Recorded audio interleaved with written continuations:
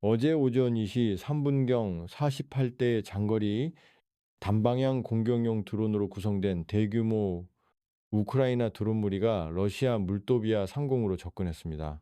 이들의 주요 목표는 돈바스에 배치된 지뢰 생산 시설로 알려진 사란스크 기계 공장이었습니다.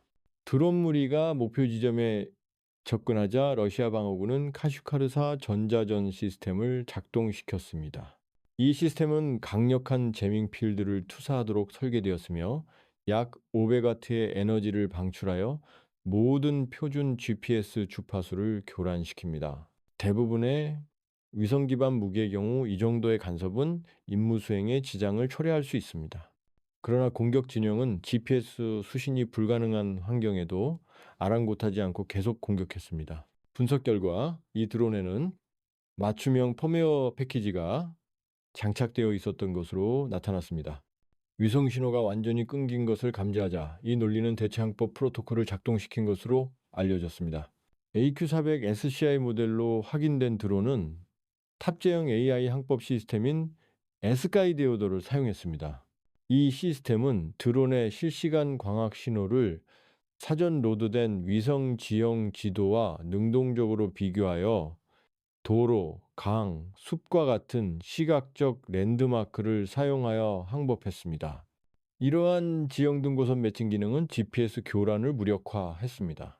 모든 드론 무리는 대형을 유지하며 약 12m, 40피트의 저고도로 비행하여 장거리 조기 경보 레이더의 탐지 한계점 이하를 유지했습니다. 오전 2시 6분 드론 무리가 교전 반경 10마일 16km에 도달하자 드론들은 사전 계획된 전술 기동을 시작했습니다. 이 환영 이동으로 드론 무리는 분산되었습니다. 미끼로 지정된 드론 44대가 갑자기 고도일 0피트 약 300mm까지 상승했습니다. 이 기동은 시설의 다층 방공망에 여러 개의 명확한 표적을 의도적으로 제시하기 위한 것이었습니다. 방어용 판시얼 S1 방공 시스템 운영 콘솔은 수십 건의 접촉으로 즉시 포화 상태에 이르렀습니다. 이 시스템은 수많은 표적을 추적할 수 있지만 교전 채널에 제한이 있어 동시에 4개의 표적만 교전할 수 있다고 합니다. 5초 후 판시얼 시스템이 교전을 시작하여 TKB-1055 요격 미사일 12발을 첫 번째로 발사했습니다. 각 미사일은 시속 3.5마일 약1 영맘으로 추정되는 속도로 가속하여 미끼 드론 12대를 성공적으로 요격하여 살보 작전의 격추율 100%를 달성했습니다. 그러나 이 교전은 우크라이나 작전 계획가들이 예상했던 결과였습니다. 이 전술의 핵심은 펜시어 시스템을 회피하는 것이 아니라 그 주요 한계인 탄창 깊이를 활용하는 것이었습니다. 판시어 S1 차량은 12발의 발사 준비 완료 미사일을 탑재하고 있습니다. 미사일을 모두 사용한 후에는 지원 차량의 기계식 재장전이 필요한데 이 과정에서 치명적인 지연이 발생합니다. 오전 2시 6분과 27초 빠른 재장전 후 판시어 시스템은 12발의 미사일을 두 번째로 발사했습니다. 이 일제 사격은 또 다른 12대의 유인 드론을 성공적으로 파괴했습니다. 30초도 채 되지 않아 방공 시스템은 24발의 미사일을 사용하고 24개의 표적을 제거했습니다. 그러나 이 시스템은 총 전투력의 절반을 사용하여 약 72만 달러 상당의 유인 드론을 파괴했습니다. 시스템 인터페이스가 탄약 고갈 신호를 보내고 재장전 주기가 시작되자 러시아 방어군은 60초 동안 중대한 중단 상태에 빠졌습니다. 이 기간 동안 20대의 유인기와 4대의 주 타격 드론으로 구성된 나머지 24대의 드론은 거리를 5마일 약 8km으로 줄였습니다. 이 시설에서 가장 효과적인 방공 자산은 교전에서 잠시 벗어나 있었습니다. 이 교전 일시 정지 시점은 우연이 아니었습니다. 이 작전은 우크라이나 정보국 GUR의 광범위한 준비 작업에 기반을 둔 것으로 보입니다. 이 정보 패키지에는 시설의 내부 무선 주파수, 호출 부호, 그리고 작전 절차를 매핑한 상세 신호 정보 시그널티가 포함되어 있었던 것으로 알려졌습니다. 결정적으로 GUR은 새벽 2시 교대 근무의 정확한 시점과 도착 예정인 특정 보급 트럭을 파악했습니다. 전체 작전의 시점은 이 예측 가능한 단일 물류 사건을 중심으로 설정되었습니다. 남은 드론들이 마지막 몇 마일을 비행하는 동안 지정된 보급 트럭들이 동시에 정문에 접근하여 최종 침투를 위한 준비를 마쳤습니다. 오전 28분 드론 무리는 시설의 세 번째 방어층인 드론 방지 강철 그물망에 전자 센서가 부착된 물리적 장벽을 발견했습니다. 이 시스템은 드론을 물리적으로 잡아 추락시키거나 더 중요하게는 드론의 접촉 퓨즈를 조기에 작동시켜 건물로부터 안전한 거리에서 폭발이 발생하도록 설계되었습니다. 그물망 옆에 설치된 자동 적외선 센서는 드론 모터와 배터리의 고유한 열 신호를 스캔합니다. 그러나 지유 분석 결과 이 시스템에서 예측 가능한 중요한 취약점이 발견되었습니다. 여기에는 그물망에 차량 정문에 필요한 개구부가 있는 물리적 틈이 포함되어 자연스러운 깔때기를 형성하는 것이 포함되었습니다. 또한 환경적, 기술적 결함도 발견되었습니다. 적외선 센서는 상업용 모델이었으며 짙은 안개로 인해 효율성이 심각하게 저하되는 것으로 알려져 있습니다. 이 작전은 특히 전자탐지층에 감지되지 않는 기상 조건에서 시작되어 드론의 작은 열 신호를 분산시켰습니다. 오전 2시 9분 마지막 20대 유인 드론이 희생적인 임무를 수행했습니다. 이들은 대형을 이탈하여 로스바르디아 순찰대를 향해 여러 경로로 직접 돌격했습니다. 약 60명의 경비병이 주공격으로 간주되는 공격에 돌입하면서 외곽 방어선은 혼란스러운 소화기 사격으로 가득 찼습니다. 예광탄이 공중을 가득 채웠고 베르베르 휴대용 방공 시스템 또는 맨패드가 발사되었다고 합니다. 적외선 추적기는 안개 속의 작은 저열 표적을 추적하는데 어려움을 겪었습니다. 이후 60초 동안 모든 러시아군의 방어 노력은 이 유인 드론 무리를 향해 위쪽으로 집중되었습니다. 이러한 인위적인 혼란 속에서 카이브의 임무사령관은 노획한 로사르디아 무선 주파수를 통해 미리 작성된 메시지를 방송했다고 합니다. 유창한 러시아어로 전달된 메시지는 일상적인 의사소통을 흉내낸 것이었습니다. 새로운 교대조가 정문에 갇혔습니다. 교통이 엉망입니다. 문을 열어주세요. 일정이 빠듯합니다.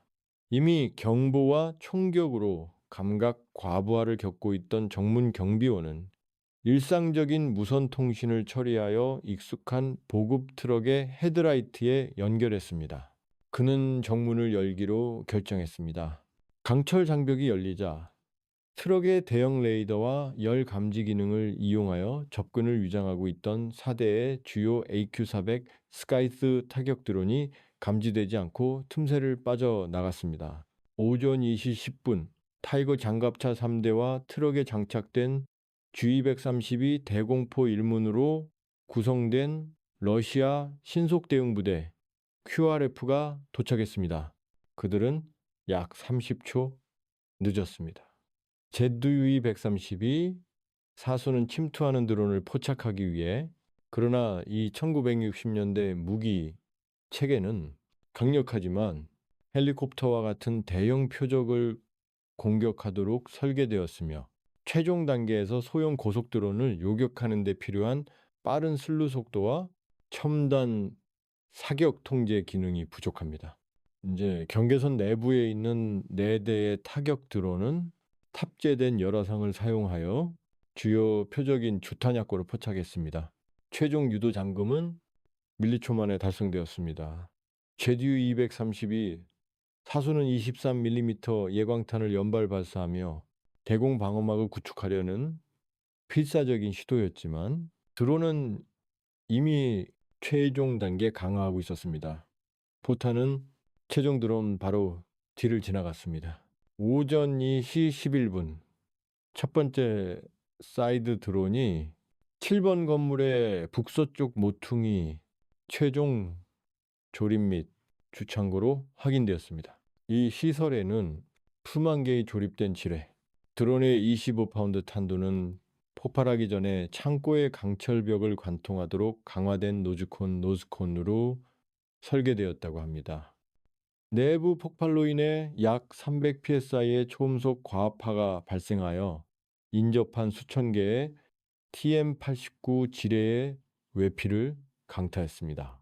이는 강렬한 열펄스와 결합하여 거의 즉각적인 동조 폭발을 일으켰습니다.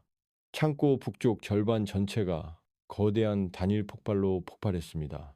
3초 후 두 번째 드론이 4번 건물 퓨즈 및 점화기 조립 라인을 공격했습니다.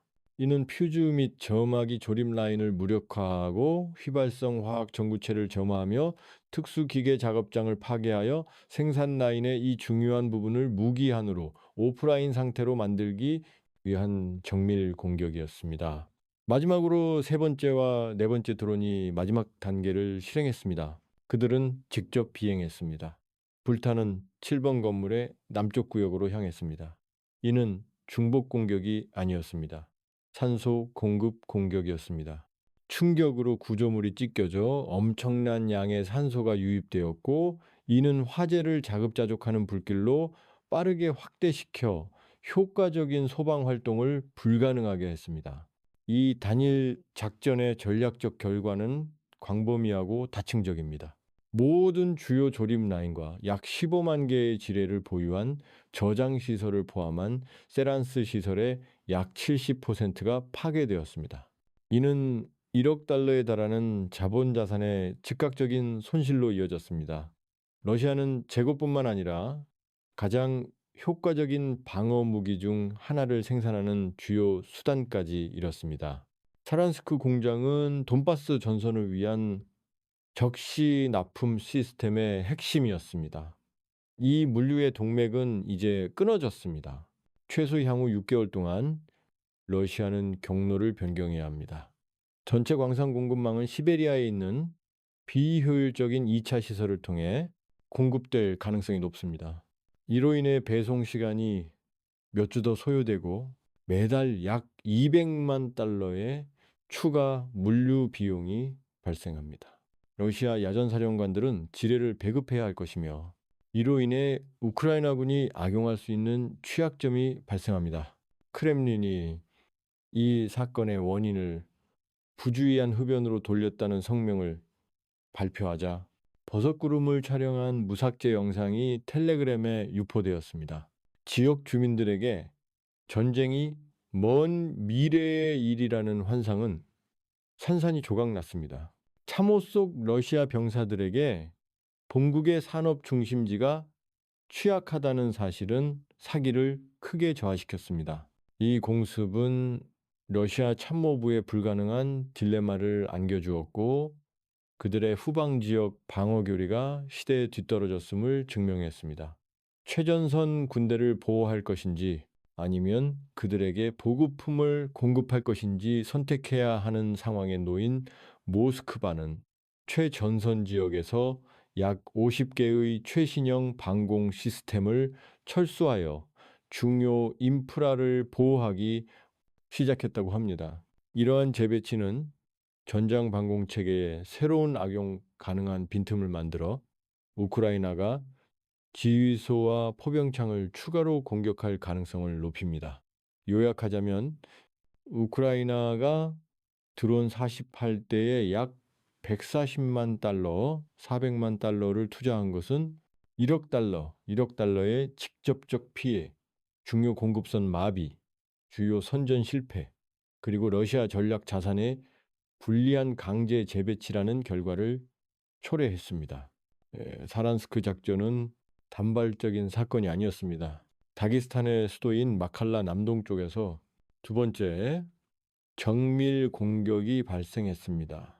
이 공격은 뉴티사의 장거리 공격 드론 2대에 의해 수행되었습니다. 적어도 접근 대신 이 드론들은 카스피해 상공산만 피트구 영마함 상공을 순항하며 대부분의 비행 경로에서 러시아 방공망의 레이더 시야에 들어오지 않도록 비행했습니다. 그들의 목표는 정유소 전체가 아니라 200피트 약 60մ 높이의 촉매 분해탑 하나였습니다. 이것은 원유를 고급 해군 연료로 정제하는 데 필요한 특정 대체 불가능한 부품이었습니다. 특수 열압력 탄두로 무장한 드론은 타워를 공격하여 대규모 연료 공중 폭발을 일으켰고, 이로 인해 인접한 저장 탱크에서 2차 화재가 발생했습니다. 같은 날 실행된 이 두 작전은 별개의 공격이 아니라 하나의 조율된 전략적 작전이었습니다. 사란스크 공습은 심대한 타격이었습니다. 러시아의 미래, 역량, 즉 장기적으로 방어 태세를 유지하는 데 필요한 지능을 생산하는 능력을 공격했습니다. 마칼라 공습은 머리에 명중했습니다. 러시아의 현재 역량을 공격하여 특수 연료 공급을 파괴함으로써 흑해함대의 작전 준비 태세를 약화시켰습니다. 10월 22일 우크라이나는 심층적인 정보, 첨단 기술, 그리고 복잡한 전술 계획을 결합하는 정교한 다층적 역량을 보여주었습니다. 러시아의 S-400과 판시알 시스템이 만들어낼 예정이었던 불가침성의 신화는 산산이 조각났습니다. 이 작전은 러시아 산업 후방이 이제 최전선 역할을 하며 모스크바에 완전하고 값비싼 전략적 재계산을 강요하고 있음을 시사합니다.